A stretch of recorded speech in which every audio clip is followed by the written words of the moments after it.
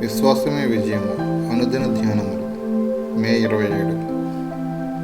దేవుని ఉద్దేశాలను అర్థం చేసుకొనుట.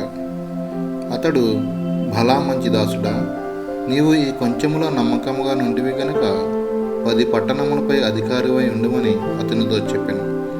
లోకసువార్త 19:17. ఇక్కడ యేసు ఒక ఉపమానము ద్వారా మాట్లాడుచుండినాడు. సకల ఉపకారములకు తండ్రివైన వాడు ప్రజలకు తలాంతులను పంచుట చూస్తున్నాము. జీవము, శరీరము, ఆత్మ అనునవి వాటి వాటి శక్తులను కలిగి ఉన్నవి. ఇవి ప్రత్యేకమైన గుణలక్ష్యములున్న తలాంతులు. ఇవి మనలోనున్నవి. జీవముపై ఆత్మక్రియ చేయటం వలన దేహముపైనున్న వ్యతిరేక శక్తులు తొలగిపోయి మనుష్యుడు దేవుని రాజ్యంలో ఒక శక్తిగా తయారవుతాడు. ఆయన గణాంకాలు, ఆయన వరములను గూర్చి దేవునికి తెలియను. మారుమనసు పొందని వ్యక్తి మరియు శరీరానుసారుడైన వ్యక్తి దేవుని గుణశీలములో కొంత మట్టుకు మాత్రమే చూడగలడు. దేవుడు న్యాయవంతుడనియు దేవుడు రోషము గలవాడనియు వారికి తెలియను.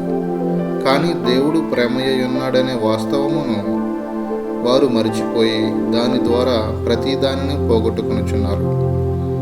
దేవుని వైపు ఎదిగే మనుషులు, లోకము వైపు ఎదిగే మనుషులు ఉన్నారు. వీరిద్దరూ బాహ్యంగా ఒకే విధముగా కనబడవచ్చు, కానీ దేవుని చేత చివరగా తీర్పు తీర్చబడినప్పుడు వారి నిజస్థితి బయలుపరచబడుతుంది. 10 తలాంతులు ఇవ్వబడిన మొదటివాడు మరో 10 సంపాదించాడు. తనకివ్వబడిన ప్రతి అవకాశాన్ని దేవుని మహిమ కొరకు వినియోగించాడు. అతనికి ఎప్పుడైనా ఖాళీ సమయం దొరికినట్లయితే, నేనెందుకు ప్రార్థన చేయకూడదు? ఆత్మీయ జీవితంలో నేను ఇంకనూ సరైన మెట్టిలోనికి రాలేదు. చాలామంది కొరకు ప్రార్థన చేయాలి అని తలస్తాడు. దేవుని ఉద్దేశాలను అర్థం చేసుకునేలాగున ఇటువంటి ప్రార్థనా వాతావరణంలో ఎదగాలి. నీవు కఠినుడవని ఒక తలాంతు గలవాడు చెప్పాను. దేవునికి వ్యతిరేకముగానున్న యుక్తిగల సనుగుడు బుద్ధి మనలో నుండి వెళ్ళిపోవాలి. దేవుడు ఎల్లప్పుడూ న్యాయవంతుడు మరియు యథార్థవంతుడు. అటువంటి గ్రహింపులోనికి మనం వచ్చినప్పుడు ఆయన మహిమను చూస్తాము. సనుగుడు ఆత్మకు వ్యతిరేకంగా మనం పోరాడాలి.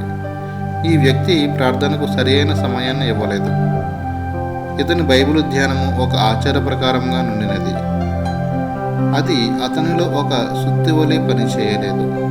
ఇతనిలోనున్న అయోగ్యతనంతటిని కాల్చినట్లుగా అగ్ని వలె అది క్రియ చేయలేదు. నీ పట్ల దేవుడు అపరిమితమైన ప్రేమను కలిగి ఉన్నాడు.